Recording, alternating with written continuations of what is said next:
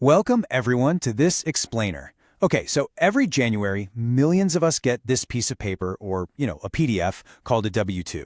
And let's be totally honest here. Most people pull it out of the envelope, take one look at all those completely random boxes, weird letter codes, and numbers, and just feel instantly overwhelmed. They either hand it straight over to a tax preparer, or they just blindly punch the numbers into their software, hoping for the best. Well, not today. Today, we are methodically demystifying every single box on the W-2.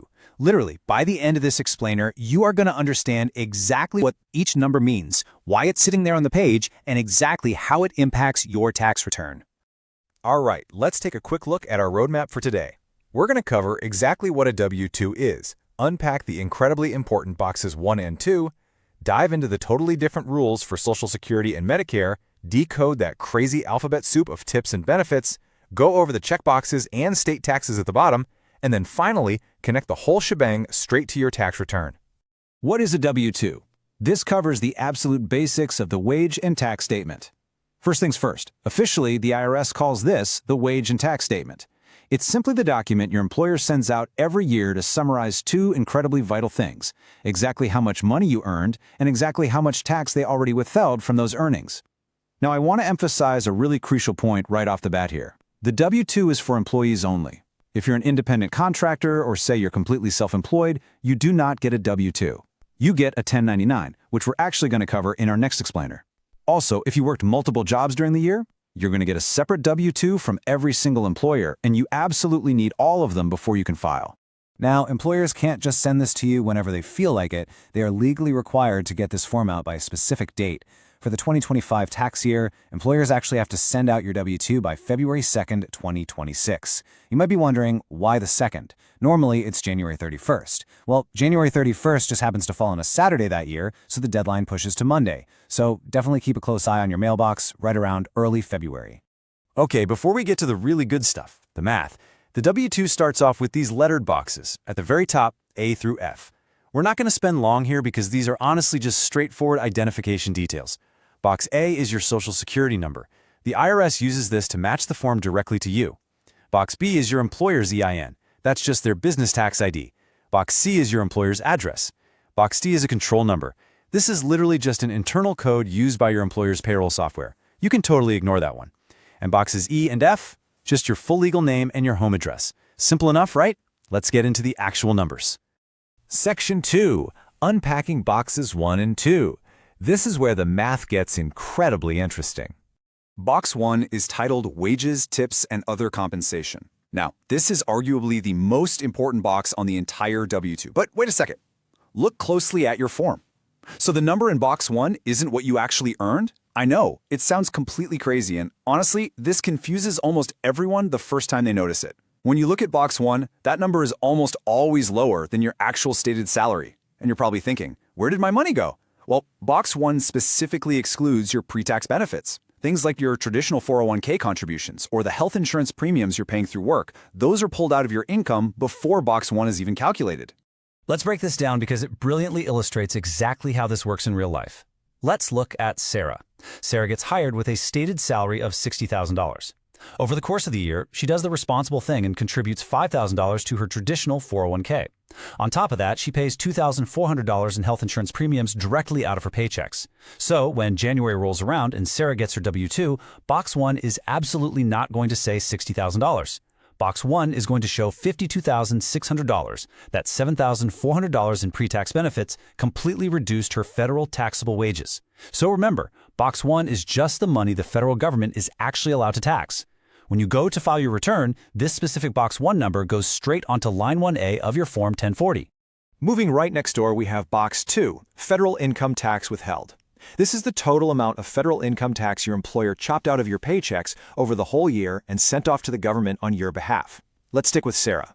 If Sarah had $4,000 withheld over the entire year, that $4,000 is her Box 2. Now, as we discussed in our earlier mini-series on filing, you're going to compare your final, actual tax bill against this Box 2 number. If your final calculated tax bill is only $3,000, but Box 2 shows you already paid $4,000, well, congratulations. That $1,000 difference, that is your tax refund. Section 3. Social Security and Medicare. Caps versus no caps. Let's look at boxes 3 through 6. This is where the rules completely diverge. Box 3 shows your Social Security wages. This is the portion of your pay that's subject to the Social Security tax. But here is an absolute kicker. Hold on. Does Social Security tax really just stop at a certain point? Yes. Unlike your federal income tax, Social Security has a very strict wage cap.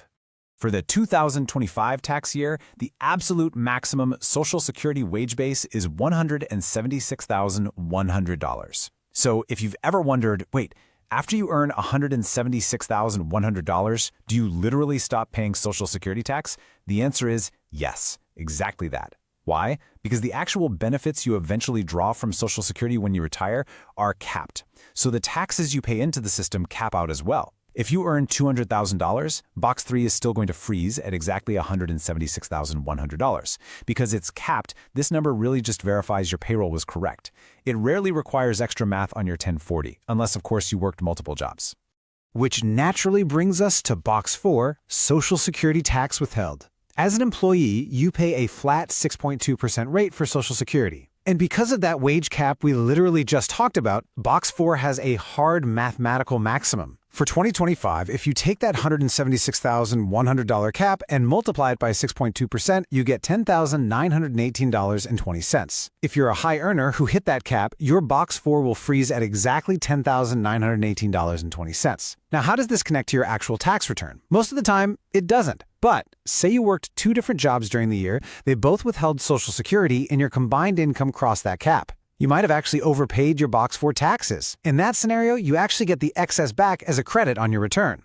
Now, take a look at Box 5, Medicare wages and tips. This is basically the cousin to Box 3, but there is a massive structural difference here. There is absolutely no cap on Medicare wages, none. Let's use a high earner scenario to make this crystal clear. Say someone earns $180,000 in taxable wages. Box 3, Social Security, is going to hit its ceiling and stop right at $176,100. But Box 5? It's going to show the full $180,000. Box 5 will always be equal to or higher than Box 3. So while Box 3 hits a total brick wall, Box 5 just keeps climbing. It's a really surprising difference when you first see it, and it forms the exact basis for the tax calculated in our very next box. And directly related to that is Box 6, Medicare tax withheld. The employee portion of the Medicare tax is a flat 1.45% of all the wages showing in Box 5. And remember, no cap. So let's look at our scenario again. If you earned that full $180,000, your Box 6 will be exactly 1.45% of that, which comes out to $2,610. But there is a catch here. If you're a high earner crossing the $200,000 threshold as a single filer, or $250,000 if you're married filing jointly, you actually owe an additional Medicare tax of 0.9%. That extra bit isn't fully handled by standard Box 6 withholding. You actually have to reconcile that extra tax owed yourself using Form 8959 when you file your 1040. Section 4. Tips, Benefits, and Codes. Time to decode the alphabet soup. Okay, we're transitioning to the middle section of the W-2, and I fully acknowledge that this is the area that typically causes the absolute most panic for taxpayers, mostly because it just looks like a bunch of random letters and numbers thrown together. First up, let's talk about tips. If you work in the service industry, Box 7 shows the tips you actively reported to your employer. The really crucial point here is that Box 7 tips count toward that Social Security cap we discussed earlier. Boxes 3 and 7 combined are not going to exceed $176,100. So imagine you're a bartender. Box 7 shows the tips you put into the system. Box 8, however, shows allocated tips. This one is tricky. Imagine the restaurant made huge sales, but your reported tips were looking suspiciously low to the IRS.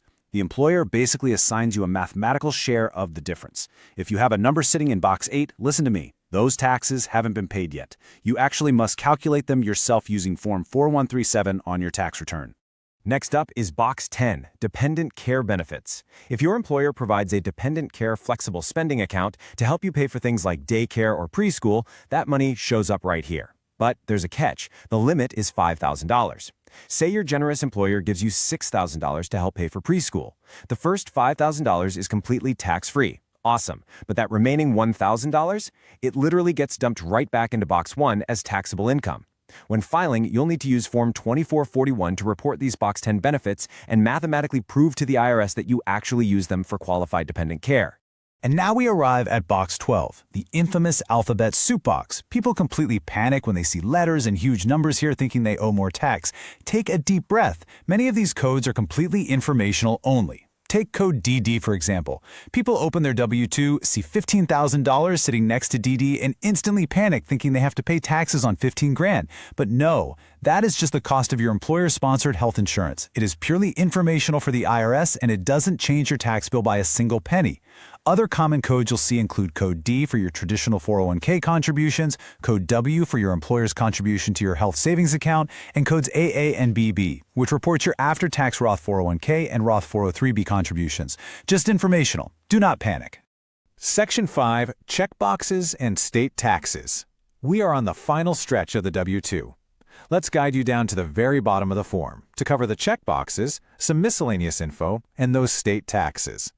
Let's look closely at box 13. The retirement plan checkbox is actually super vital. If this is checked, it means you had access to a 401k or similar plan at work.